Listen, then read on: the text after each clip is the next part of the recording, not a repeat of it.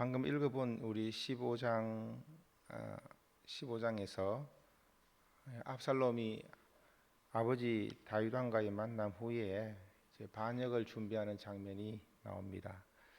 15장 전체를 세 부분으로 나누어서 우리가 상고하게 되는데, 오늘 우리가 읽어본 이 본문은 압살롬이 아주 주도 면밀하게 반역을 준비하는 그런 내용으로 구성되어 있습니다. 전체 속에서 이렇게 보는 것이 참 은혜로울 것 같습니다. 본문 이 내용은 압살롬이 얼마나 이렇게 정치적으로 주도 면밀하게 이렇게 반역을 준비하는지, 스스로 왕이 되기 위해서 그렇게 하는지, 그 실행하는 그 장면들을 아주 구체적으로 이렇게 묘사하고 있습니다. 우리가 14장에서 살펴본 이 내용, 14장 내용을 다시 한번 짚고 넘어가고자 하는데, 이 14절에 보면 하나님은 생명을 빼앗지 아니하시고 방책을 베푸사 내 쫓긴 자가 하나님께 버린 자가 되지 아니하게 하시나이다. 한 여인의 요압의 지시를 받은 한 여인을 통하여서 한 말인데, 이 말이 요압이 압살롬을 데려오기 위해서 이렇게 지시한 말이지만, 그 말 내용 자체가 상당히 복음적인 내용을 담고 있습니다. 그러니까 하나님의 구원 계획은 죽어 마땅한 자를 죽지 않게 하시려는 그 하나님의 방책이 이렇게 숨겨져 있죠. 감추어져 있죠. 그 방책이 우리 대신 자기 아들을 내어주겠다는 것 아니겠습니까? 그래서 이들이 한 말대로 내 쫓긴 원죄하에 놓여 있는 그런 사람들이 버린 자가 되지 않게 하려는 하나님의 놀라운 지혜가 감추어져 있다고도 할 수 있죠. 근데 문제는 이러한 것을 요압같이 정치적으로 이것을 이용을 해서 데려오게 하는 것, 압살롬을 데려오게 하는데 이용했다는 이런 부분에 있어서 우리가 참 많은 생각과 고민을 하게 됩니다. 특히나 이 시대가 너무나 많이 교회가 정치화되어 버려서, 그래서 이런 정치 문제에 있어서는 신앙이 쓸 자리가 없을 정도로 이렇게 혼돈스러운 그런 시대를 살고 있기 때문에, 우리가 오늘 읽은 이 본문 사무엘하 이 15장 전후에 있는 이런 내용들을 상고함에 있어서 상당히 마음을 어디 둬야 될지 조심스러운 부분이 있습니다. 하지만 사울 왕국이 아닌 다윗 왕국을 세우면서 하나님께서는 처음부터 하나님이 왕이 되는 그런 역할로서의 다윗 왕, 저는 오늘 이 본문을 바라보면서 가장 많이 떠오른 사람은 사실은 세례 요한이었습니다. 자기에게로 집중하지 않고 오직 예수님을 바라보게 만드는 그런 역할로서의 왕, 그런 모습을 다윗이 지향했을 테고, 또 성경은 그것을 많이 보여주고 있는데, 오늘 우리가 읽어본 이 압살롬은 5년여의 기간 동안 아버지와의 그 관계가 소원했고 또 온전한 관계가 맺어지지 않은 그 틈을 이용해서 성경이 구체적으로 그것을 명시하지는 않지만 그 기간에 아버지의 마음을 얻지 못하고 아버지 또한 마음을 주지 않고 그래서 스스로 왕이 되는 길을 모색해서 그 길로 나아가는 장면들을 우리가 보고 있습니다.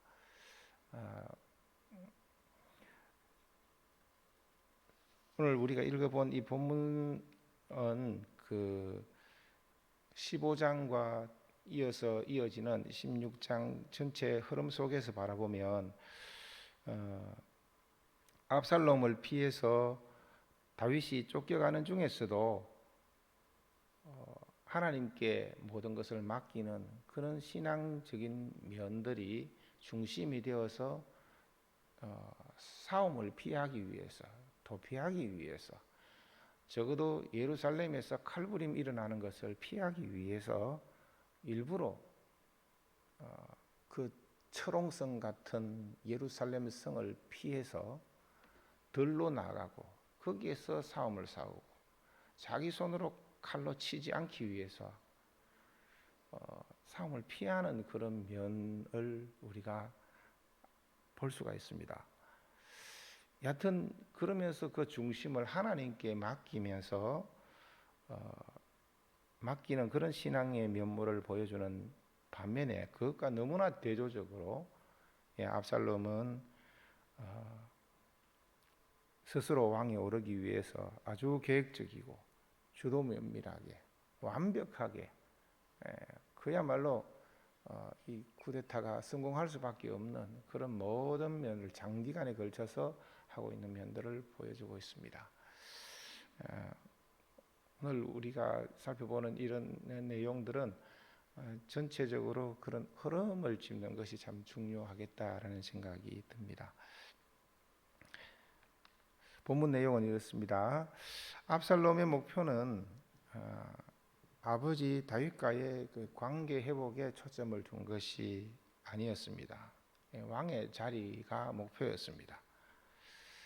아버지가 앉은 그 자리를 원했고 아버지의 지지를 받지 못할 것이 판단되어지자 이제는 백성의 지지를 얻어서 스스로 반역의 길로 반역을 도모하는 길로 이렇게 결심한 것 같습니다. 그래서 말과 병거, 호위병 이것을 거느리고 그야말로 다윗 왕보다도 더 많은 수의 병거를 이렇게 가지면서 그야말로 왕 행세를 합니다. 그리고 아주 절박한 문제를 가지고 왕에게 송사하러 온 그런 사람들에게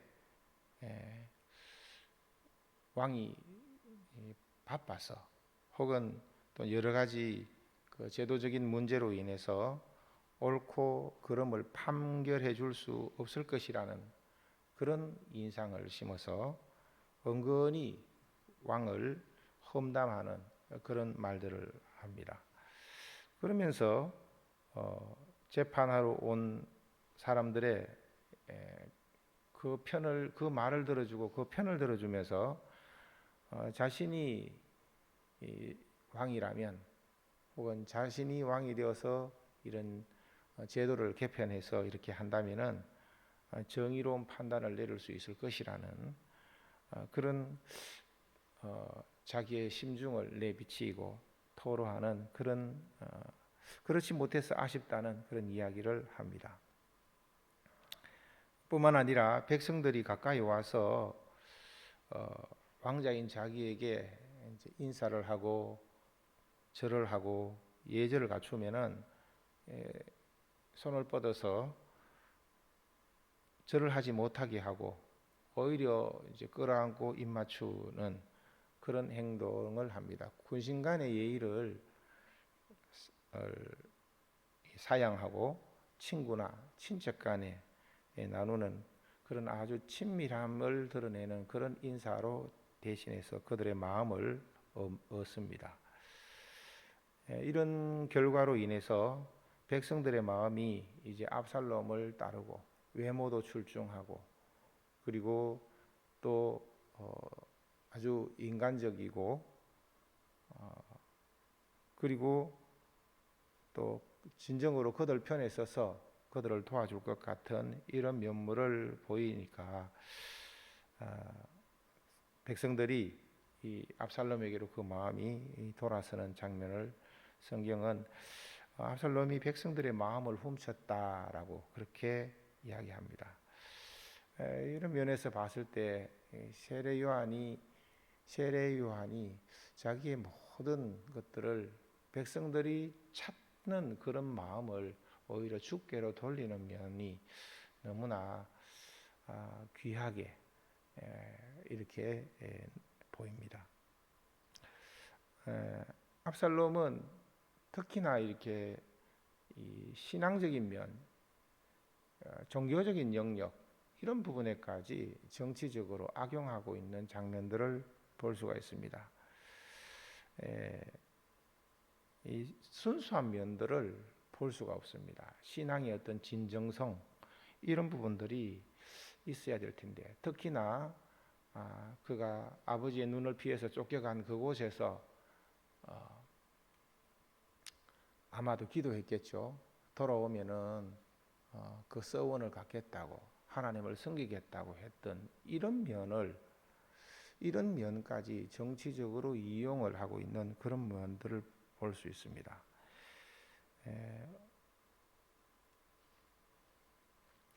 서원을 이행하겠다고 하면서 제사, 예배 자체가 목적이 아니라 자기가 왕이 되기 위해서 이런 제사를 이용해서 거사를 준비하는 그런 날로 정하고 그런 장소로 그렇게 정해서 그렇게 하는 것이 마치 그 세조를 연상케 하는 왕위를 빼앗기 위해서 아주 거사를 준비하는 그런 면들을 우리가 볼 수 있습니다. 심지어 마지막 그 순간이 아버지한테 허락을 구할 때에 아버지의 축복을 받고 아버지는 평안을 빌고 그런 평안을 비는 아버지에게 등에 칼을 꽂는 그야말로 칼로 보답할 계획을 이제 실행으로 옮기는 그런 면들로 나아가는 이런 면들을 오늘 본문은 우리에게 보여주고 있습니다.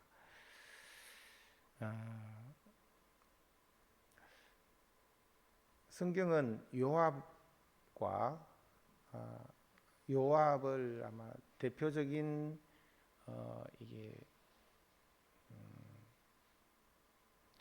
요압을 가리켜서 대표적으로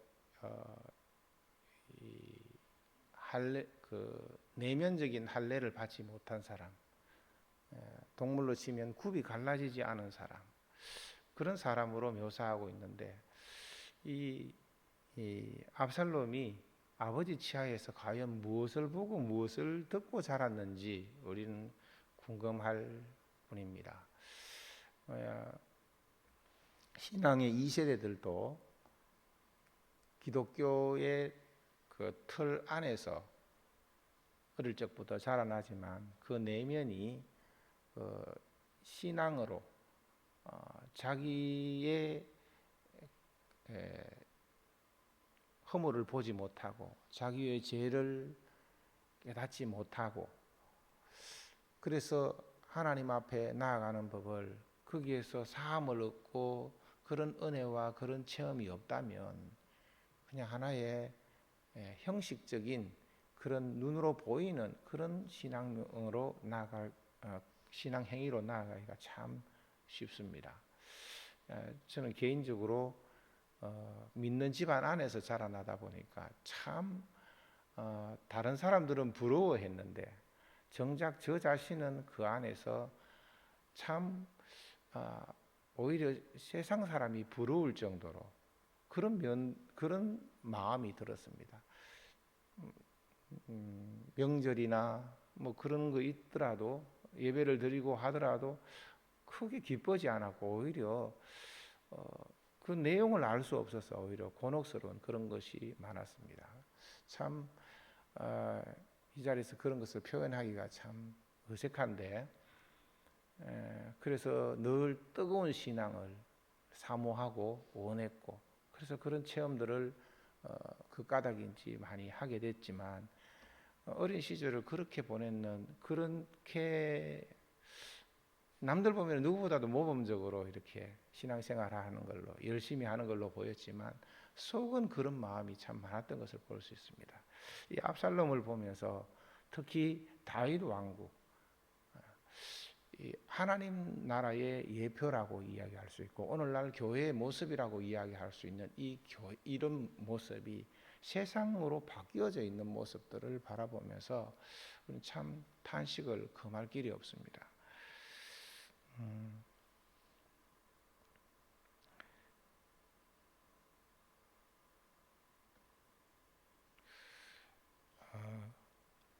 그래서 우리가 오늘 이 본문을 바라보면서 저는 신약 성경과 서로 대비시키면서 한번 살펴봤습니다. 특히 여기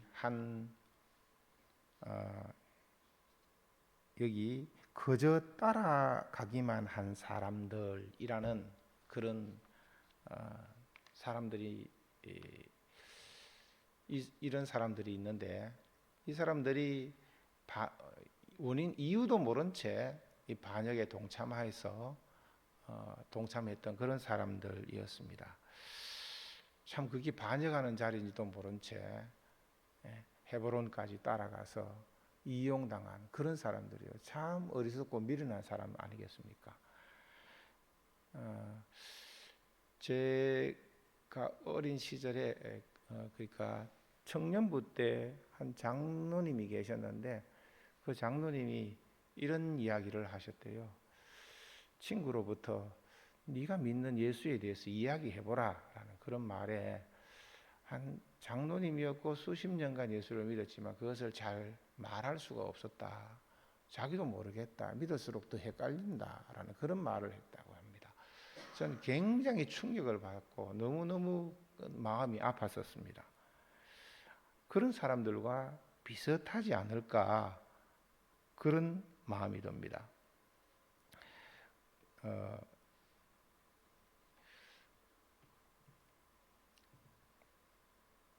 이사야서 1장에도 보면 이렇게 표현합니다. 하늘이여 들으라, 땅이여 귀를 기울이라.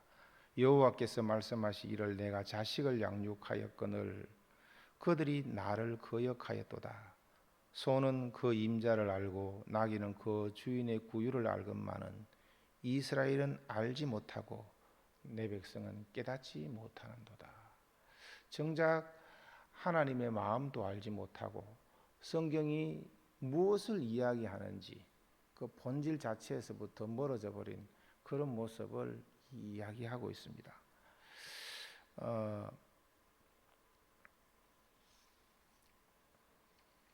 사도행전 20장에도 보면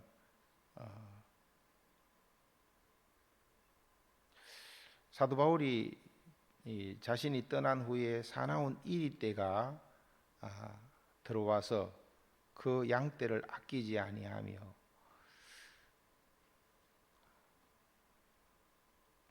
또한 여러분 중에서도 제자들을 끌어 자기를 따르게 하려고 어그러진 말을 하는 사람들이 일어날 줄을 내가 아노라. 그러므로 여러분이 일깨어 내가 3년 동안이나 밤낮 쉬지 않고 눈물로 각 사람을 훈계하던 것을 기억하라. 지금 내가 여러분을 주와 그 은혜의 말씀에 부탁하노니 그 말씀이 여러분을 능히 든든히 세우사 거룩하게 하심을 입은 자 가운데 기업이 있게 하시리라. 사람이 참 지혜로운 것 같지만 참 어리석은 것 같습니다. 그리고 성경이 궁극적으로 이야기하는 바는 우리가 아담의 범죄로 말미암아 에덴 동산에서 내쫓김으로 추방당한 상태에 있고 또 벌거벗은 상태에 있고 그 스스로 수치를 가리지 못하는 그런 상태에 있는 이 죽음의 문제와 벌거벗음의 문제와 추방에 대한 이런 하나님 앞에 설 수 없는 근본적인 문제를 가지고 있는 그런 면들을 우리에게 이야기하고 있는데 우리가 이런 것들을 너무 놓치고 사는 그래서 삶에 잇대어서 그 마음의 중심에 하나님 앞에 설 수 없는 하나님 앞에 선다는 것이 무엇인지도 제대로 알지 못하는 그런 상태에 있는 사람들이 이런 정치적으로 특히 사무엘서에 이렇게 돌아가면서 그 부분까지 들여다보기가 참 쉽지 않겠구나. 우리도 당연히 이걸 도대체 뭘 이야기한다고 이런 글을 써놨을까 라는 그런 생각마저 듭니다. 오늘 이 본문을 징검다리로 해서 다윗의 마음이 어디로 향하고 있고 또 그 마음이 결국 이런 우리가 하나님 앞에 설 수 있도록 하기 위한 하나의 징검다리 역할을 하는 그런 부분으로 우리가 이해되어집니다. 그래서 우리 자신을 들여다보면서 혹 이런 압살롬과 같은 이런 그 마음의 할례를 받지 못한 채 마음을 하나님 앞에 순결하게 거룩하게 그 앞에 서지 못하는 부분이 없는지 되돌아보는 시간이 됐으면 좋겠습니다. 주님 가르치신 기도로 마치겠습니다.